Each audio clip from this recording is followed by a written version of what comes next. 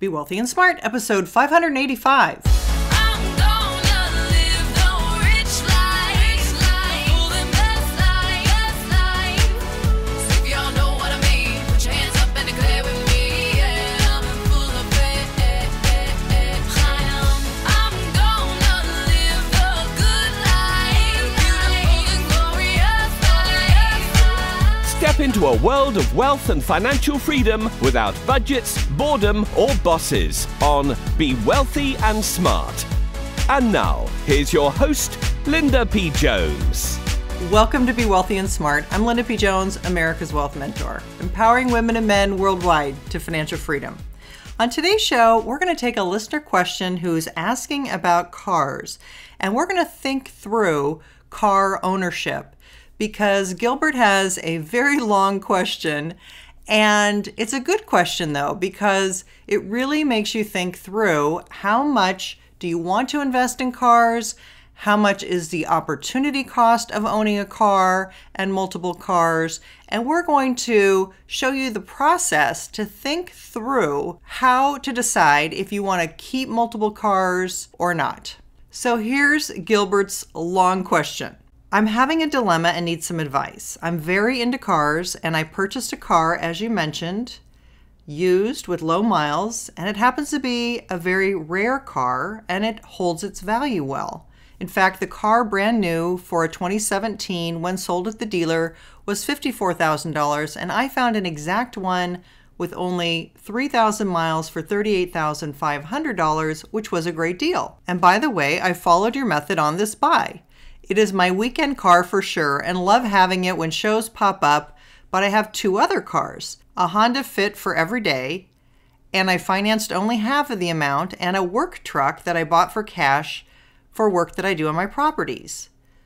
The car in question is my Chevy SS. There was only about 4,500 made in the US. They only ran production from 2014 to 2017, and it's labeled on many sites as a future classic. I have paid it off, and I was able to put almost half down, as well as only paid interest on the car for about a year and a half and then paid the rest off. However, I hardly use it, partly because my subdivision has work debris everywhere, but that will end and I could bring it out more. After going through your teachings, Linda, I know you said cars are almost always depreciating, which this one may a little bit, but will hold value pretty well, I would imagine, over the years. My thing is that I really enjoy the car scene, and I try to imagine how I would react if I didn't have a weekend or show car.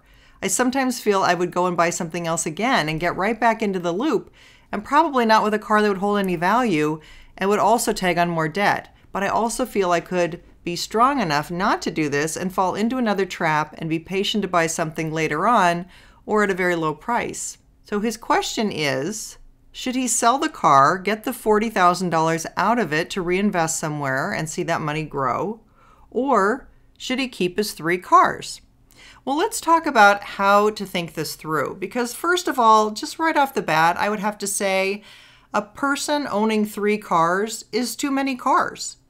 I can make a case for two cars, especially if you have a work site that's really dirty and you need a dedicated car to hold equipment and things like that. I can make a case for two cars.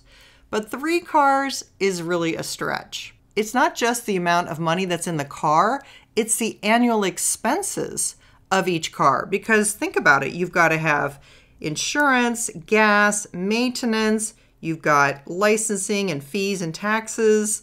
So what does AAA say the cost is to own a car? Well, if you drive about 15,000 miles a year, it says the cost to own a car is about $355 a month. And that is not including any car payment or interest, so that would be on top of that.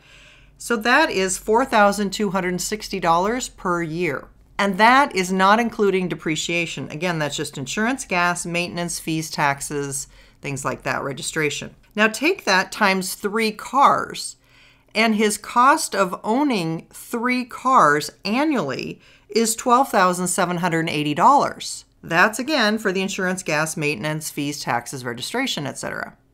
No car payment, no interest, no depreciation included in that number. So it's costing him almost $13,000 a year to own these three cars. Now let's just look at the one car that he owns. He's got $40,000 sunk into that car. Let's take that $40,000 and let's add $12,780. Let's just make it an even $13,000 of expense that he's having in just 1 year on that car. What would $53,000 grow to at 8% over 10 years? Just conservatively at 8%. This is, again, opportunity cost. We're not thinking of any specific investment. We're just calculating opportunity cost. If you could get 8% on that money over a 10-year period of time, it would grow to $114,423. And if you were able to do a little bit better and get 10%, it would grow to $137,468. Let's take the extreme. Let's go 30 years on this opportunity cost. What would that $53,000 grow to? Both the $40,000 for the car and just 1 year of owning 3 cars, $13,000. Well, that $53,000 at 8% over 30 years would be over $500,000, $533,000. And at 10%, it would be just under $1 million. It's $924,000. So you see, Gilbert, there is an opportunity cost for everything that you're doing and every way that you're investing in these cars. It's not just about the equity in the cars, it's about the expense of carrying 3 cars. Now let's look at this another way. Remember, I'm only calculating the equity in 1 car. He's got more money tied up in these other 2 cars, but I don't know how much. So let's take the $40,000 from the 1 car and the $13,000 annually that he's paying for the 3 cars. So we're very conservatively looking at his opportunity cost in a more realistic way, because we aren't just taking that $13,000 for 1 year, because he's paying that every year as maintenance on his cars, maintenance, insurance, gas, fees, taxes, registration. So let's take that number he pays for all 3 cars and the equity just from the Chevy SS. So we're going to take $53,000 in the first year and $13,000 every year thereafter. This is what his cars are costing him, and let's see what that would grow to over time.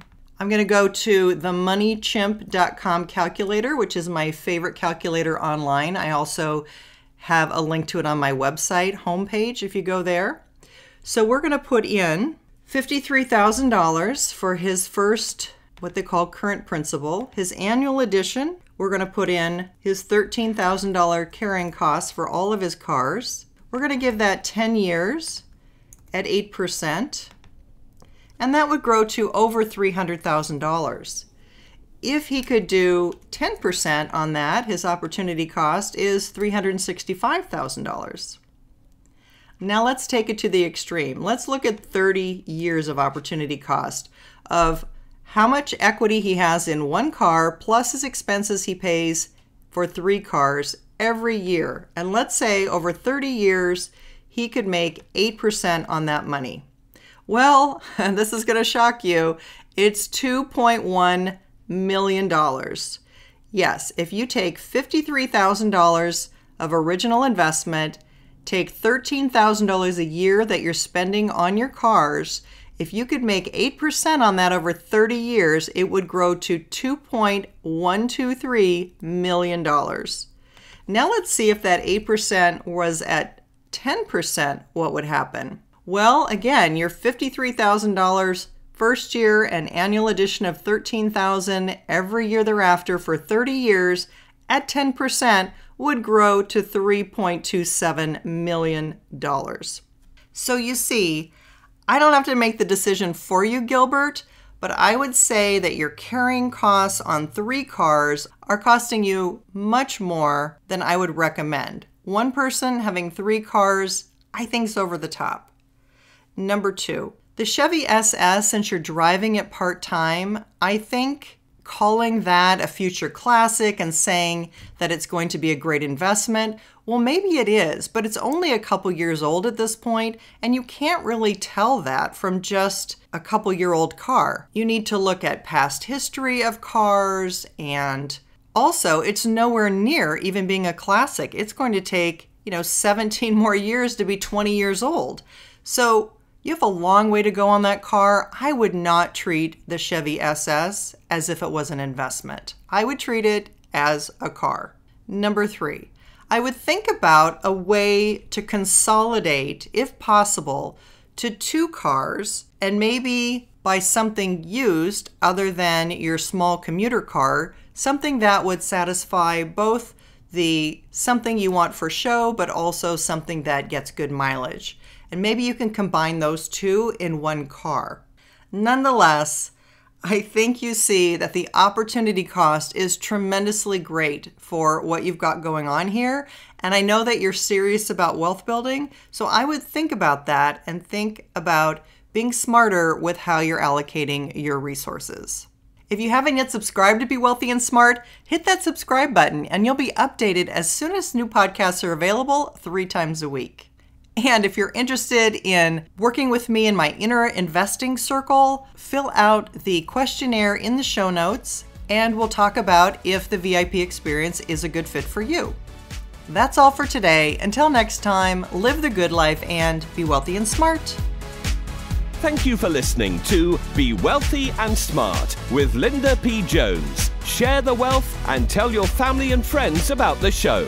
Check out our website, blog, and social media for more riches at www.bewealthyandsmart.com.